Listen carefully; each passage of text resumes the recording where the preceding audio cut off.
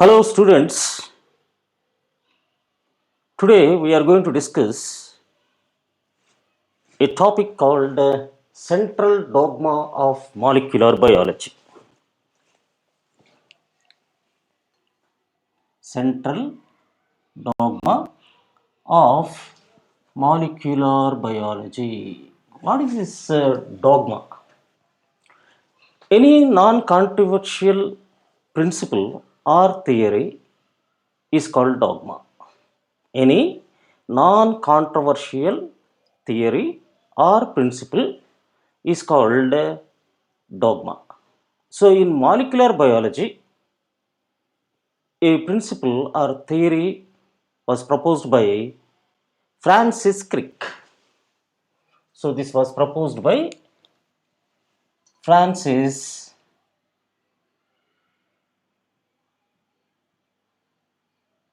Crick.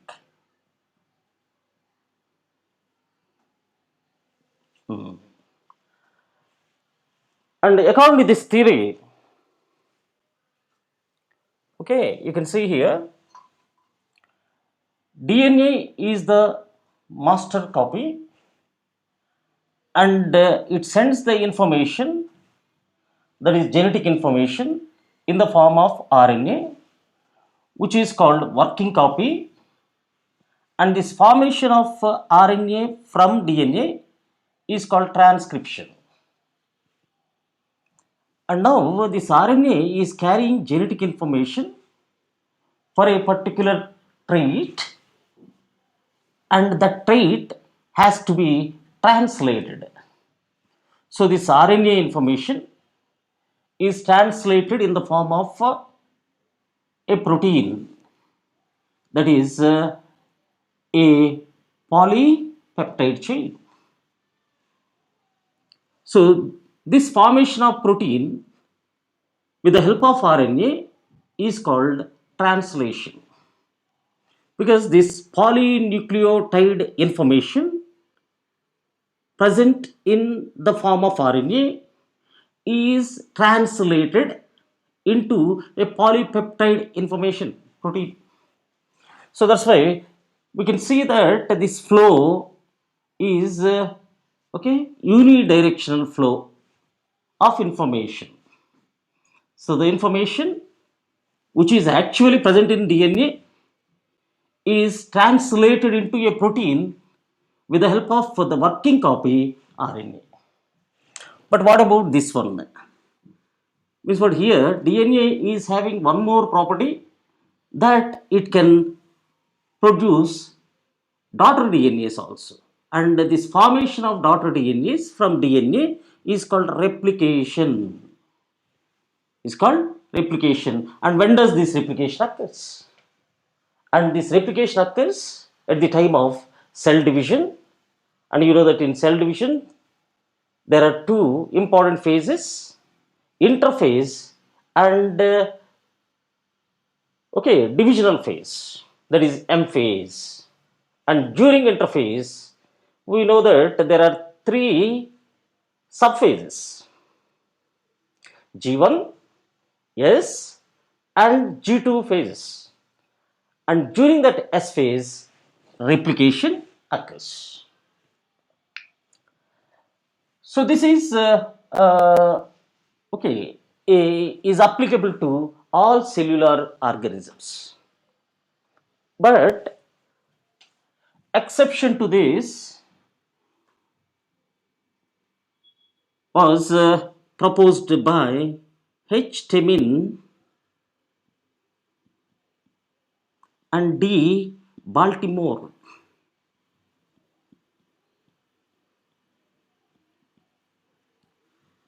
And what they have observed in some viruses, RNA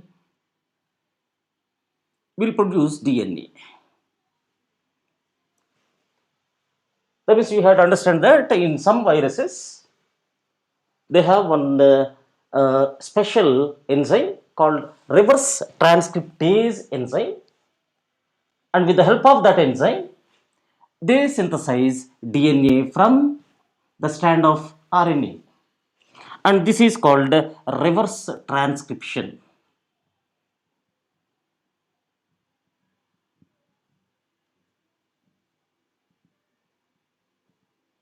Reverse transcription.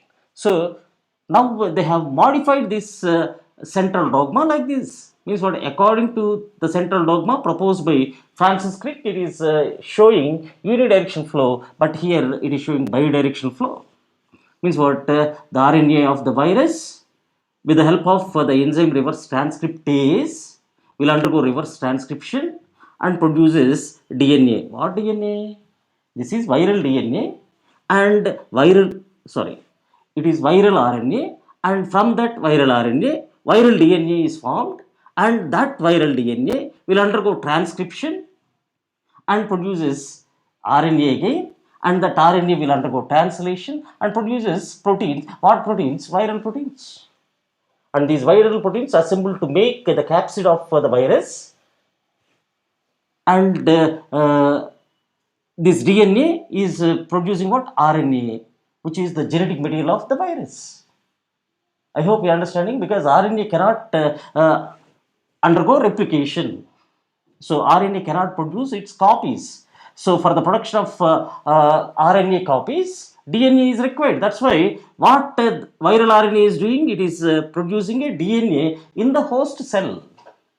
What DNA? Not the host DNA. It is the viral DNA, and that viral DNA is producing RNA copies. And further, why transcription is required? The transcription is required for the production of proteins. Like that, they proposed this one. Now, this is applicable universally for all organisms, both cellular and acellular organisms. This is about okay, the central dogma of molecular biology.